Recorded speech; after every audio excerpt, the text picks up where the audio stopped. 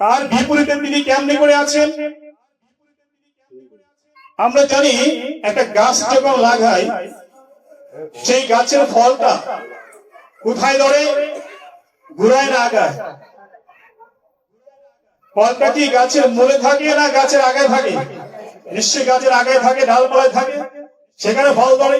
এটা আমাদের দৃষ্টি, এটা আমাদের দৃষ্টি। ভগবান যেমনটি করে সেই মূলটা যদি নষ্ট হয়ে যায়, সেই মূলে যদি পোকায় ধরে কিংবা সেখানে জলসেচন কিংবা কোনো কিছু অভাব ঘটে, সেই গাছে ফল কখনো দেখা যাবে না।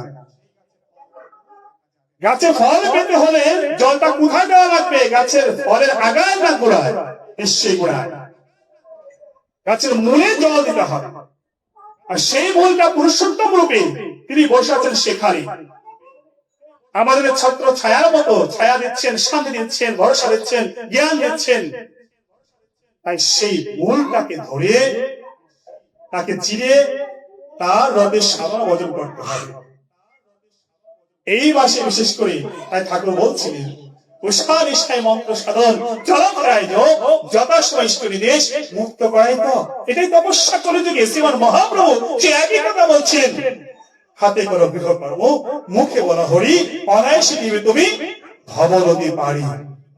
আজকে বলিলে কালকে 2 দিন হয়ে যাবে, আজকে মারা গেলে কালকে 2 দিন হয়ে যাবে। 1 সেকেন্ডের নাই ভরসা, বন্ধ হয়ে যাবে রং তামাশা।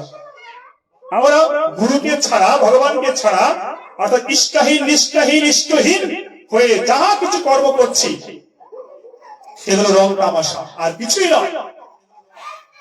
গুরুর প্রতি নিষ্ঠা ভক্তি ছাড়া, তাকে স্মরণ মনন ছাড়া যা কিছু অপারেটিং করছি, তাকে ভুলে গিয়ে সেটা রং তামাশা। আরে মানুষ তো সুখ চায়, আনন্দ চায়, ফুর্তি চায়, আনন্দ চায়। আরে মদ খেয়ে তো কেউ হাসে, আনন্দ করে, তার কাছে ভালো লাগে। কেউ গাঁজা খাচ্ছে, মদ খাচ্ছে, তার কাছে আনন্দ লাগছে, ভালো লাগছে, তাই সে খাচ্ছে। আর অন্যজন বলছে না না, আমি এই শাকসবজিটা খাচ্ছি, ফল ফল খাচ্ছি, খুব শান্তি, খুব সুখ আছে তাহার মধ্যে। দেখুন তো, সেও আনন্দ পেল, আর এদিকে সে ফলকেও আনন্দ পেল। দুটোর মধ্যে পার্থক্যটা কি? পার্থক্য হচ্ছে এই, সেটা তামাশা।